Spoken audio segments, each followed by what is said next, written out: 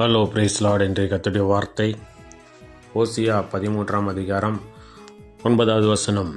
இஸ்ரவேலே, நீ உனக்கு கேடுண்டாக்கி கொண்டாய், ஆனாலும் என்னிடத்தில் உனக்கு சகாயம் உண்டு என்று கர்த்தர் சொல்லுகிறார். பிரியமானவர்களே, ஆண்டவர் உனக்கு சகாயம் உண்டு, நான் உனக்கு உதவி செய்வேன், உனக்கு ஆதரவாய் இருப்பேன், இன்னும் நான் உனக்கு தருணங்களை தருகிறேன், நீ மனம் திரும்பு என்று ஆண்டவர் சொல்லுகிறார். நாம் செய்த ஒவ்வொரு தவறான செயல்களும் நம்முடைய வாழ்க்கையின் பிற்காலத்தில் அது பாதிப்பை ஏற்படுத்துகிறது என்று பார்க்கிறோம்.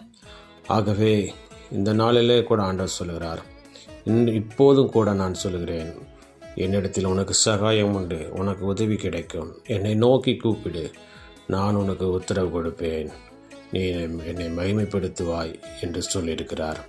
அது மாத்திரமல்ல, என்னிடத்தில் வருகிற ஒருவரையும் நான் புறம்பே தள்ளேன் என்று ஆண்டவர் சொல்லுகிறார். ஆகவே ஆண்டவர் விரோதமாய் செய்ததான எல்லா மீறுதல்களையும் அதனால் உண்டானதான எல்லா விதமான கேடுகளையும் மாற்ற வல்லமுள்ள தேவனாக இருக்கிறார்.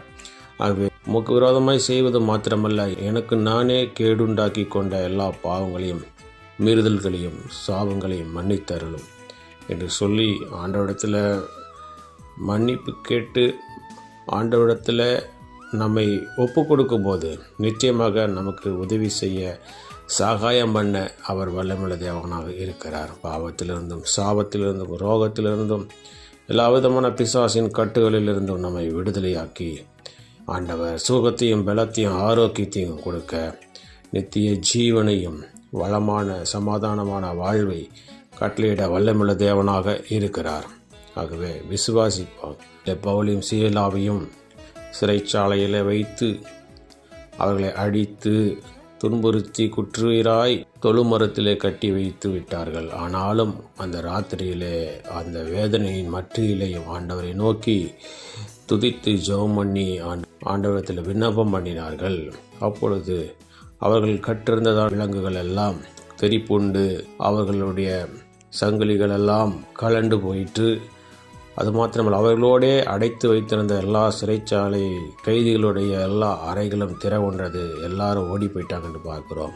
சிறைச்சாலையினுடைய காவலர் தூங்கி கொண்டிருந்தவர் திடீரென்று மொழிப்பாகி எல்லாம் ஓடி போயிட்டாங்களே, நான் என்ன செய்வேன் என்று சொல்லி தன்னைத்தானே கொலை செய்வதற்காக கத்தி ஓங்கி தன்னை குத்துவதற்காக கையை ஓங்கும்போது பவுலும் சீலாவும் சொல்கிறார்கள், நாங்கள் இங்கே தான் இருக்கிறோம், நீ ஒன்றும் உனக்கு கேடு உண்டாக்கி கொள்ளாதே என்று சொல்லி அந்த சிறைச்சாலை காவலரை சமாதானப்படுத்துகிறார் என்று பார்க்கிறோம். அப்பொழுதே அந்த சிறைச்சாலை காவலர் மனம் திரும்பி, நான் ரட்சிக்கப்படுவதற்கு சகோதரரை நான் என்ன செய்ய வேண்டும் என்று சொல்லி. ஆகவே ஆண்டவருடைய பிள்ளைகளை துன்பப்படுத்துகிறதான ஆண்டவருக்கு விரோதமான காரியங்களை செய்ததான அந்த சிறைச்சாலை காவலன் தனக்கு கேடுண்டாக்கி கொள்ள நினைத்தான். ஆனாலும் ஆண்டவர் ரட்சித்தார் என்று பார்க்கிறோம். ஆகவே நமக்கு நாமே எதையும் கேடுண்டாக்கி கொள்ள வேண்டாம் என்று ஆண்டவர் சொல்லுகிறார்.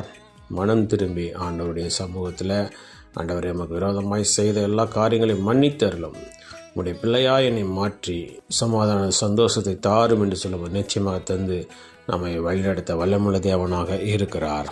விசுவாசிப்போம், பிரார்த்தனை செய்வோம். எங்கள் அன்பை நேசிக்கிறதான பலவத்தின் தந்தை ஆசைப்பட்டுத்தான் இந்த நாளில் நீர் கொடுத்த முடிய வார்த்தைக்காக நன்றி செலுத்துகிறோம்.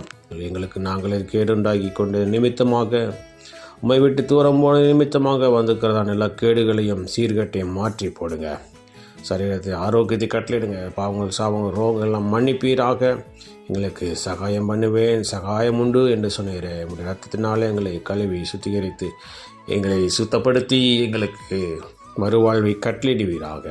இந்த நாளிலே நாங்கள் செய்கிற வேலைகள், தொழில்கள், படிப்புகள், ஊழியங்கள், போக்குவரத்துகள் எல்லாவற்றிலும் உடைய கரம் கூட வந்து பெரிய காட்சி செய்து நாமத்தை மேம்படுத்த வேண்டுமா எங்களுக்கு காப்பாடுவிட்டே கிறிஸ்துவின் நாமத்தின் மூலமாக கேட்டுக்கொள்கிறேன். எங்கள் ஜீவனுள்ள நல்ல பிதாவே. ஆமேன், ஆமேன்.